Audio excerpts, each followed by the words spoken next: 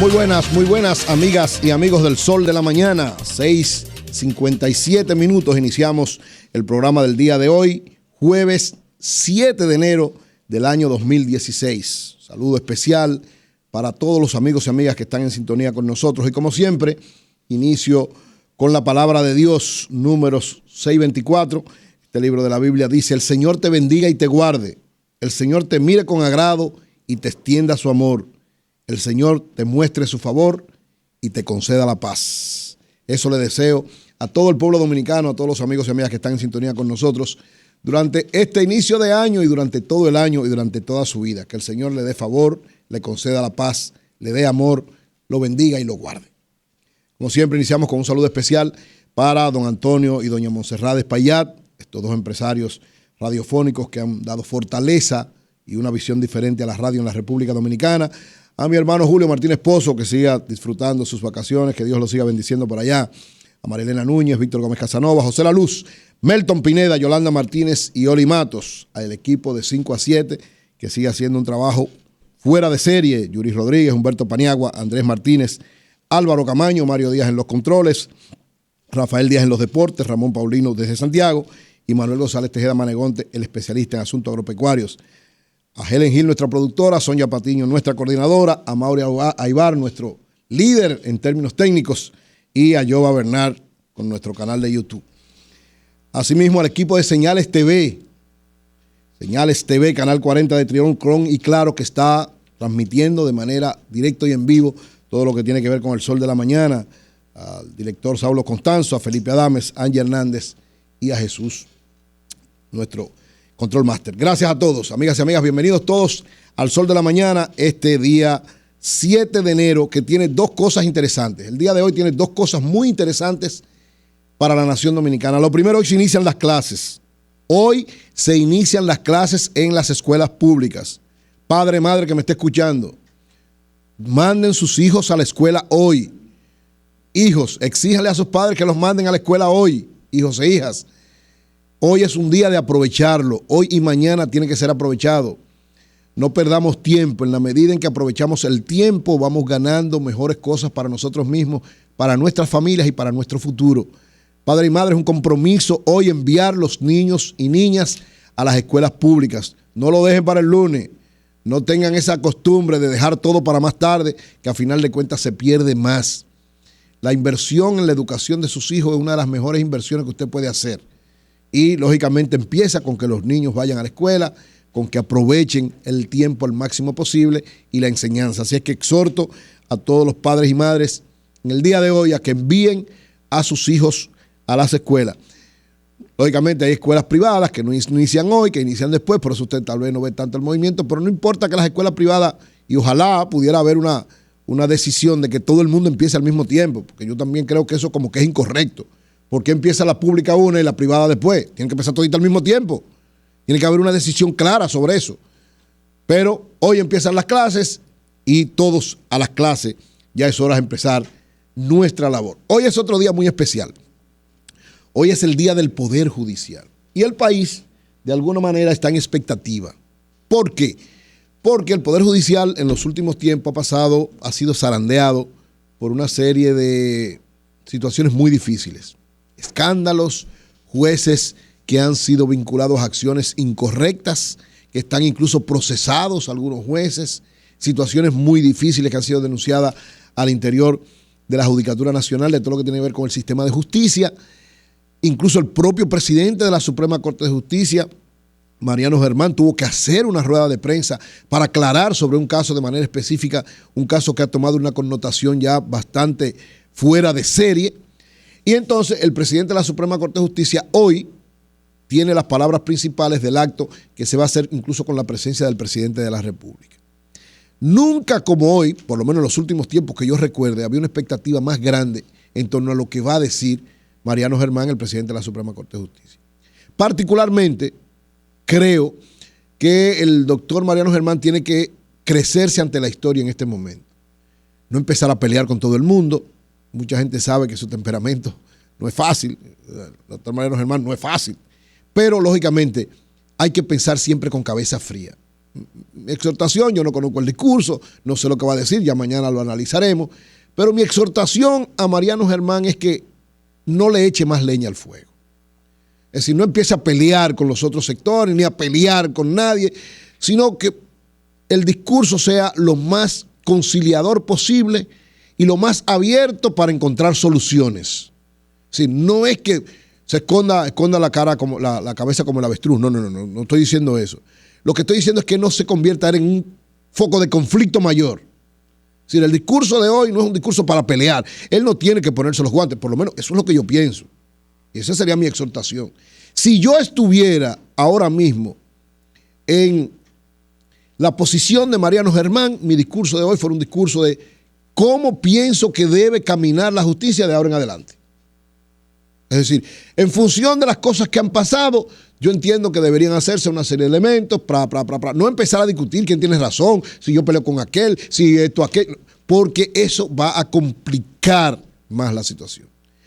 La expectativa está en torno a si él asume la convocatoria del Consejo Nacional de la Magistratura. Y ahí yo creo que Mariano Germán debería ser táctico. ¿Qué es ser táctico?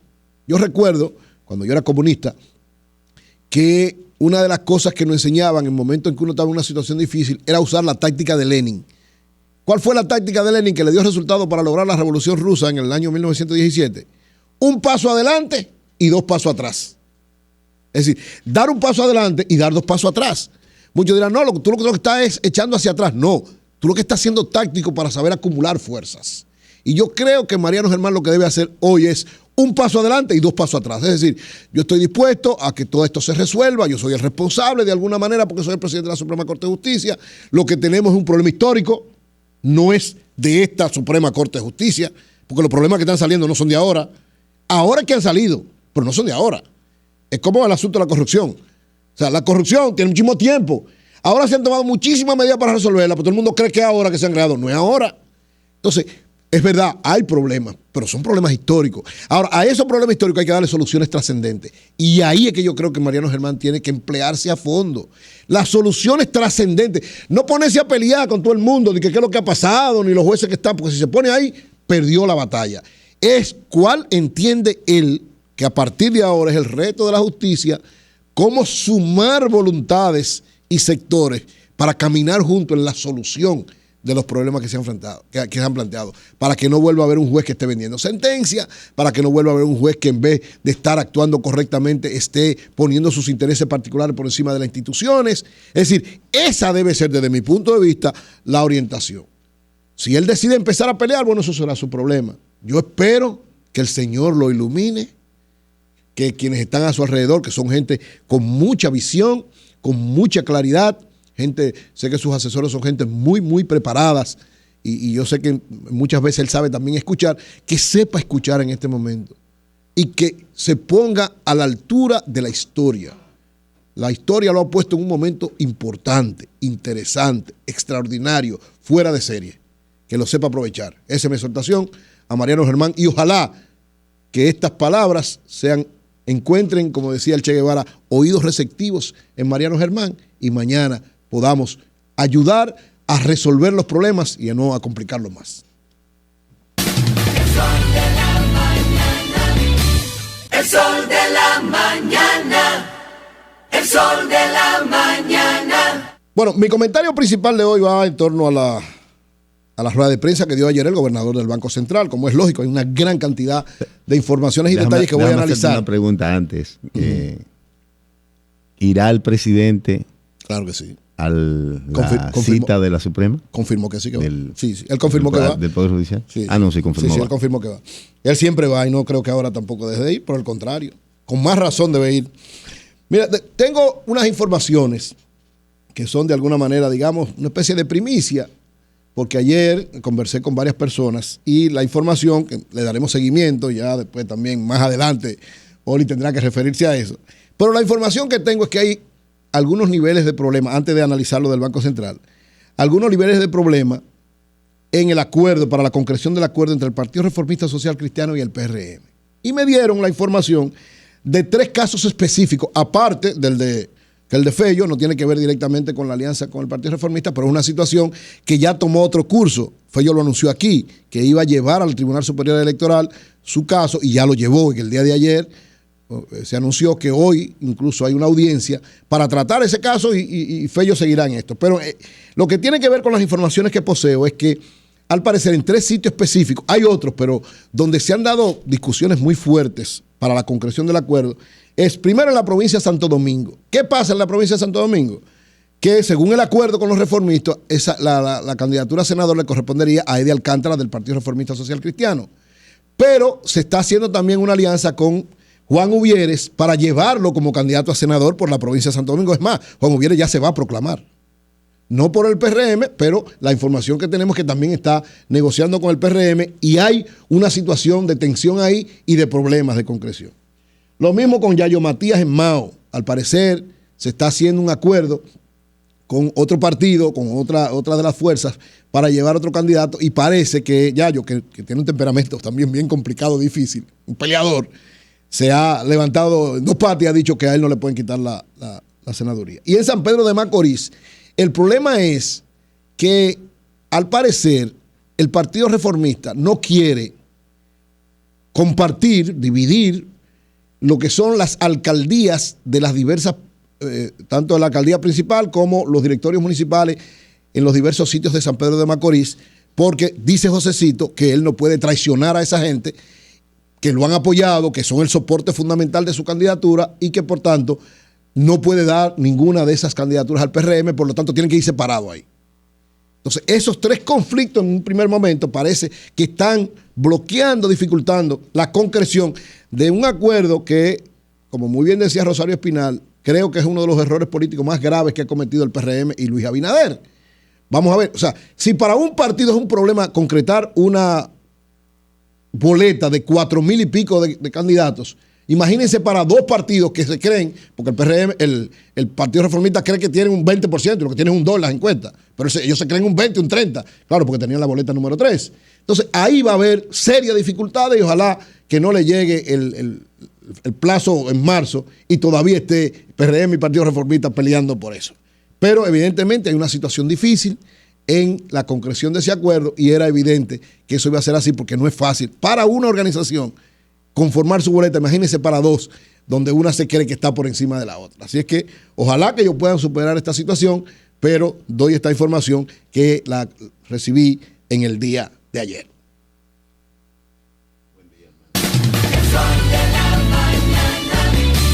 El sol de la mañana. Miren, en el día de ayer estuve presente en la rueda de prensa que dio el gobernador del Banco Central, en la sede precisamente del Banco Central, recibiendo la información preliminar de todo lo que aconteció el año pasado.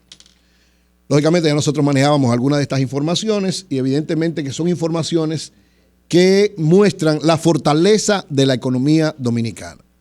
En los 3 años que ha gobernado el presidente Danilo Medina, o sea, los 3 años completos, recuérdense, en el 2012, no se computa para él, aunque hubo crecimiento de la economía, sino los 3 años que ha ejercido la economía de manera específica es año 2013, 2014 y 2015. En los 3 años ha habido un crecimiento de los mayores de América Latina.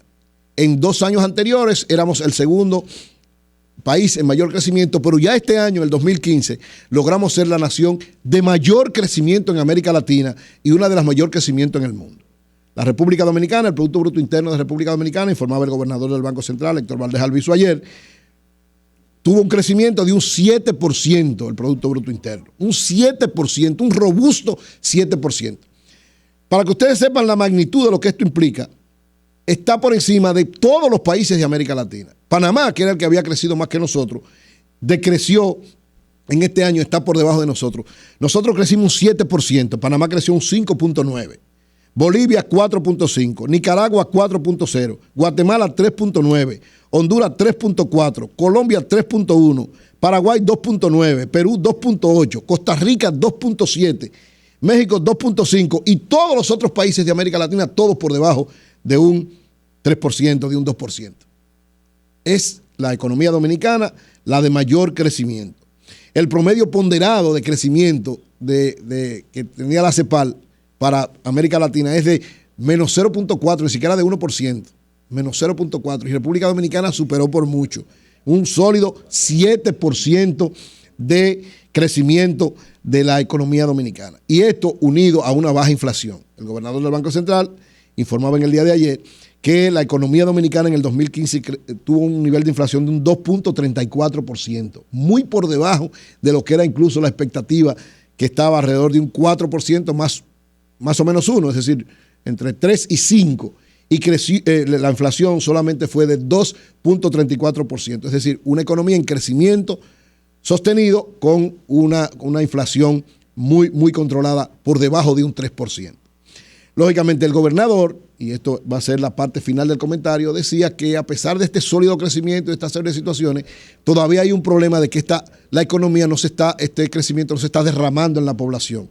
Y él planteaba nuevamente el aumento de salario. A eso me voy a referir al final del comentario, porque creo que tiene una validez. Yo le decía incluso al gobernador del Banco Central, cuando él se refirió a este aspecto, yo le decía, lo que usted está planteando aquí, la forma como lo planteó, que ya ha sido un argumento de él por varios meses, no hay ni siquiera un dirigente sindical, ni un líder opositor, ni un líder revolucionario que lo haya planteado de manera tan precisa como lo ha planteado.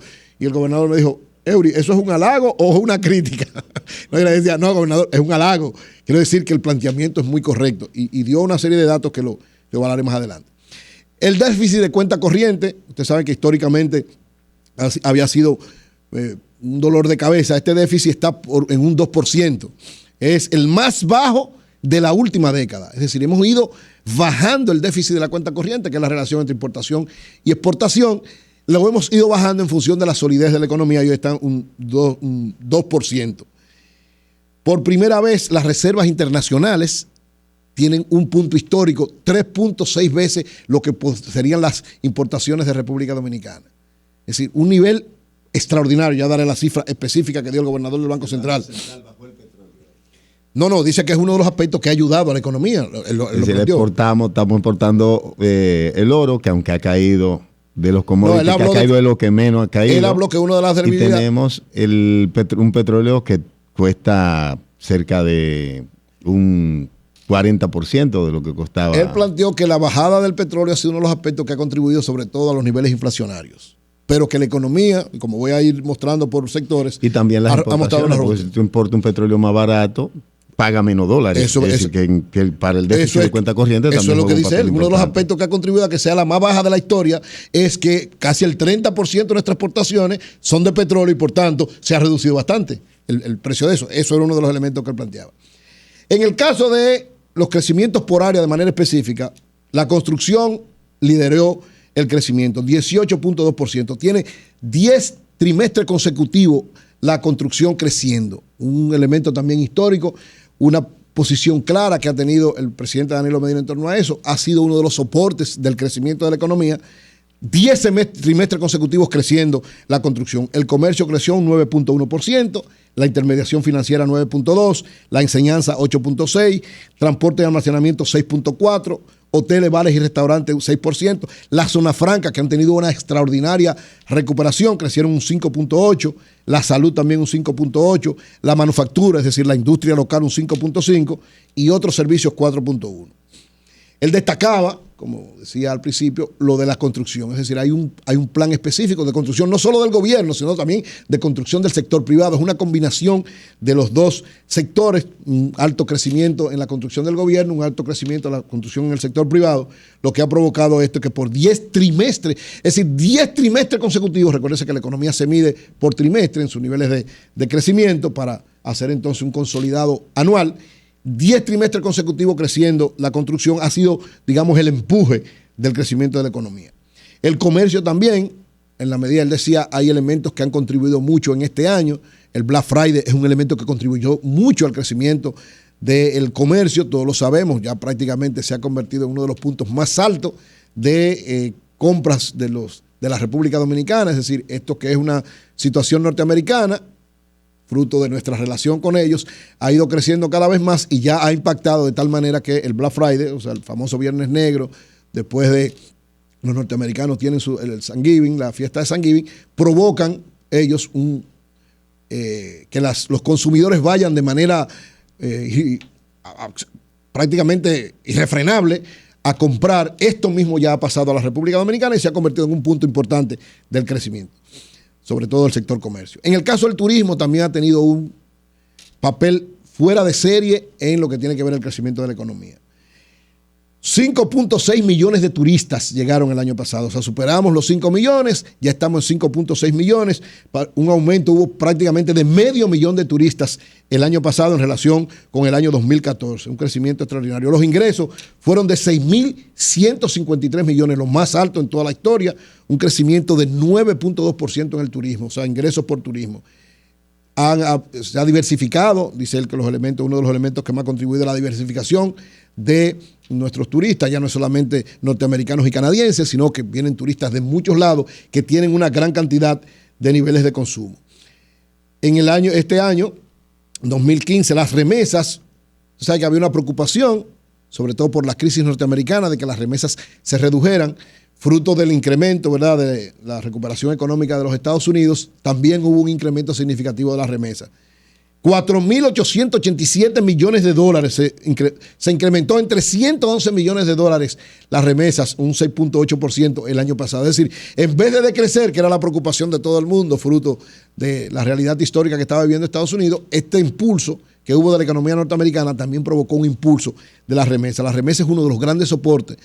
Los dominicanos que viven, sobre todo en los Estados Unidos, porque el mayor nivel de remesas llegaron de Estados Unidos, el 71.3% de esos 4.882 millones de dólares vinieron de los Estados Unidos y el 14% de España. Es decir, los dominicanos que viven en Estados Unidos y que viven en España son un soporte importante de la economía dominicana y debemos saber valorar esto. Otro elemento importante y que muestra la orientación del modelo económico implementado por el presidente Danilo Medina es el apoyo a las pymes. El gobernador del Banco Central dice que en este año hubo un incremento de 12.5% en los préstamos del sector privado, el sector financiero en sentido general, a las pymes. 87.905 millones de pesos fueron prestados a las pequeñas, medianas y microempresas.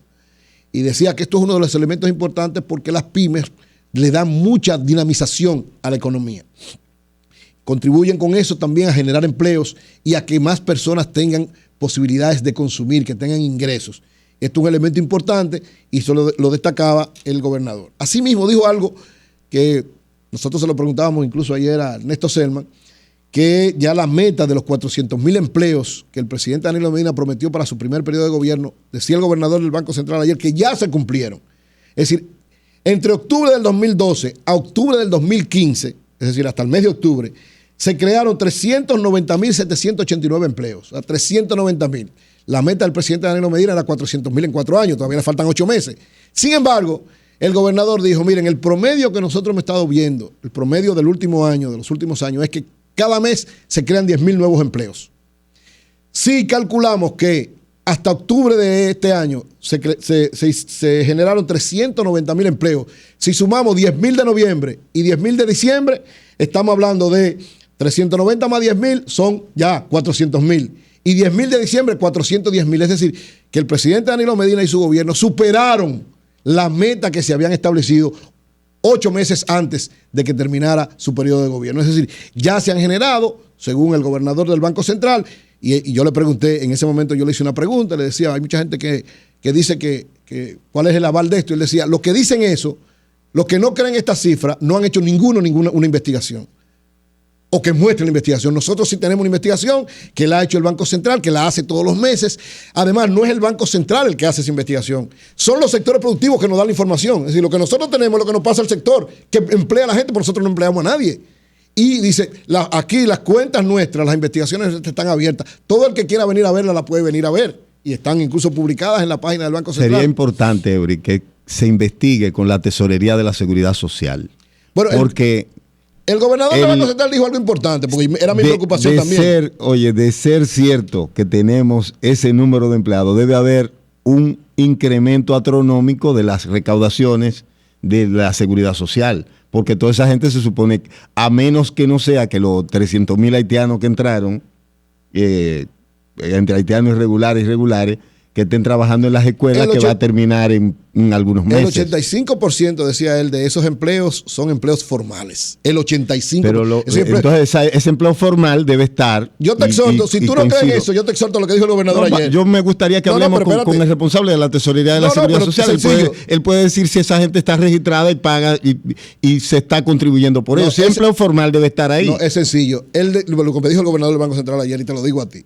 ¿Tú no crees eso? Ve, busca. Ellos tienen la investigación que hicieron. Perdón. Pero nosotros como un programa. Pero escúchame, ¿asumido por quién? Por quienes tienen que dar la información. Es decir, es el sector privado que ha contratado a esa gente que le ha dado la información. Entonces, si alguien no lo cree, que se lo diga al sector privado. Vamos a esperar que entonces... Ebre, tú tienes una empresa y cuando tú empleas a alguien, tú lo registras en la Seguridad Social. Claro. Nosotros no le damos el dato al Banco Central. Yo tengo también. Nosotros tenemos para también... Para que tú sepas, mi empresa este año creció un 60%. Yo tengo un 60% más de empleados registrados todos. De acuerdo. Yo puedo, eso es mi empresa. Yo crecí el 60%, entonces el país tiene que haber crecido. No, pero tú no eres un parámetro. Por ejemplo, en el caso de nosotros teníamos 11 empleados, tenemos 7. Es decir, que hay 4 que cesaron. Sí, pero tú perdiste 4 y yo gané. Y tú ganaste 15. Algunos. Exacto. Y una empresa, por ejemplo, hay una gran cantidad de empresas, sobre todo en el sector construcción, sobre todo en el sector servicios, sobre todo en el sector industria local. En el tema de turismo, nos ha ayudado mucho la convulsión en Oriente Medio. Es decir, la gente... El turismo está en su mejor momento. Antes, Egipto y Siria, Egipto sobre todo, era un gran receptor de turismo y por la situación de violencia. Pero si tú tienes alguna inquietud, ahorita en tu comentario tú sigues trabajando. Déjame terminar porque hay varios aspectos que me faltan. Las reservas internacionales, miren, ¿por qué es importante que el país tenga grandes reservas internacionales? Por cualquier situación, y lo decía el gobernador ayer. Si hay cualquier situación, lógicamente no va a haber, él dice que no va a haber, no hay posibilidad de que haya ninguna perturbación económica, ni siquiera por las elecciones, que se va a mantener la estabilidad macroeconómica, que hay garantía de eso por una voluntad del presidente Danilo Medina y porque los sectores económicos saben que hay que garantizar la macroeconomía independientemente de las elecciones, pero es bueno que haya una reserva internacional, niveles de reserva internacional los más altos de la historia de la economía del país. Las reservas internacionales brutas cerraron en 5.266 millones, las netas en 5.195 millones y lo que él llama, la que tienen que ver, las líquidas, y dicen las líquidas son muy importantes. ¿Por qué? Porque las líquidas son las que están disponibles de manera inmediata, no están comprometidas con nada. Y reservas líquidas hay 3.210 millones de dólares.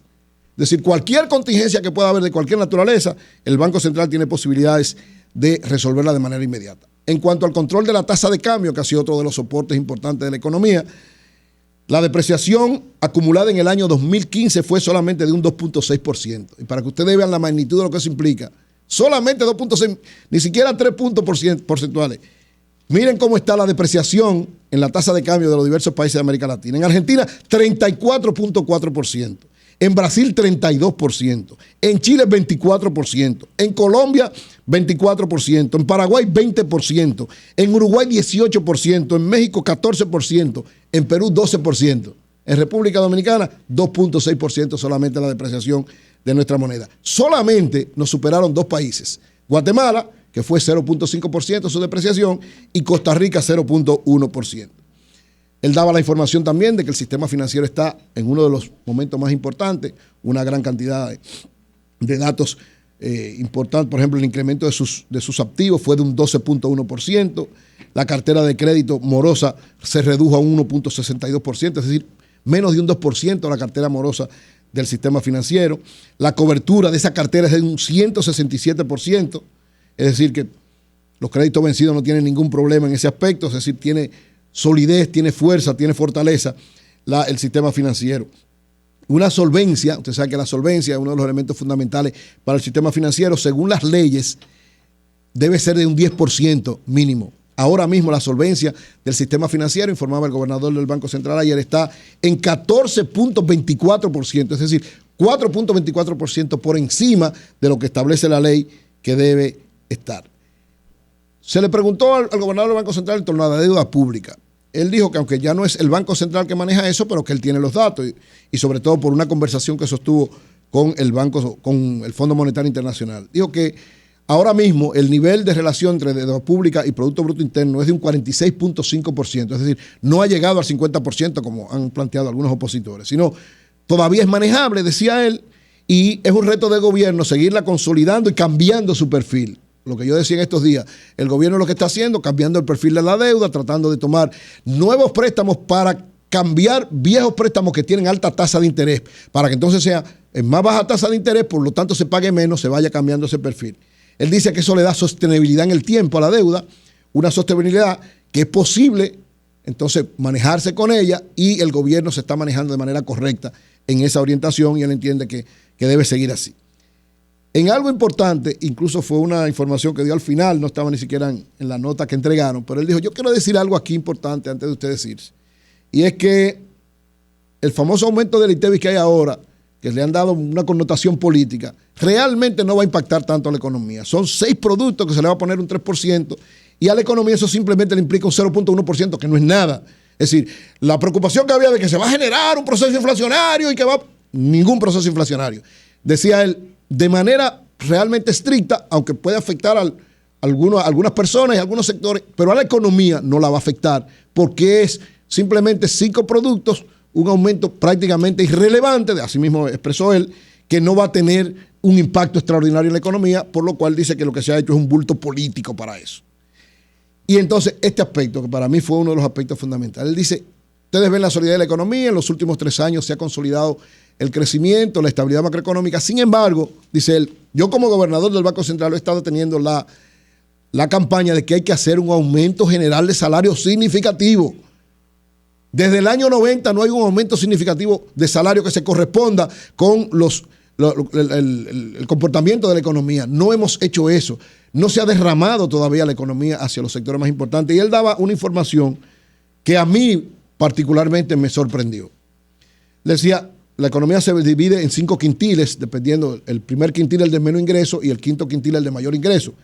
Él decía, el primer quintil de la economía, es decir, los más marginados, los que tienen niveles de ingresos más bajitos, tienen un promedio salarial de 7,000 pesos.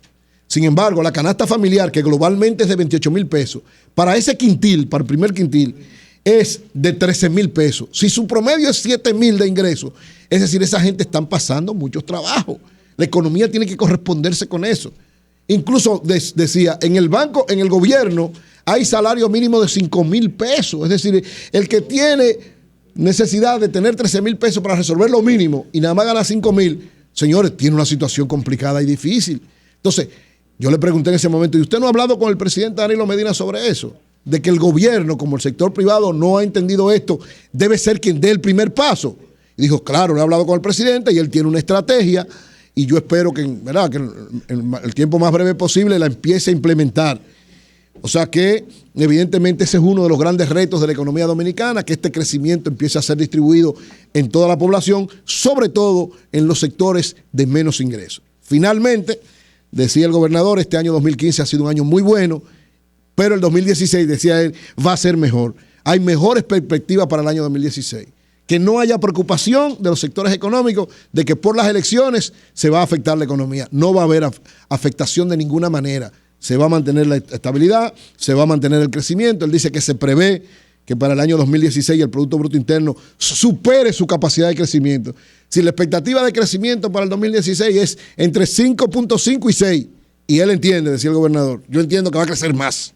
O sea que vamos a superar esa capacidad. La inflación seguirá controlada por debajo de un 4%, seguirá controlada la tasa de cambio, podrá haber algunos problemas, sobre todo por lo que ha pasado en la economía norteamericana con las tasas de interés, porque los norteamericanos aumentaron las tasas de interés y todo lo que pasa allá de alguna manera se refleja aquí. Entonces es tal vez en el aspecto donde pueda haber alguna situación, pero el gobernador dijo que es controlada. Es decir, año 2015, un buen año para la economía dominicana, crecimiento sostenido, inflación controlada, con un gran reto, 2 grandes retos. El primero, que se siga garantizando control de la deuda pública, y el segundo gran reto, el más importante de todos, que este crecimiento pueda ser derramado a la mayor parte de la población, sobre todo a la población que menos ingresos tiene. Ese es un gran reto de este año que esperamos que el presidente Danilo Medina lo asuma como tiene que asumirlo.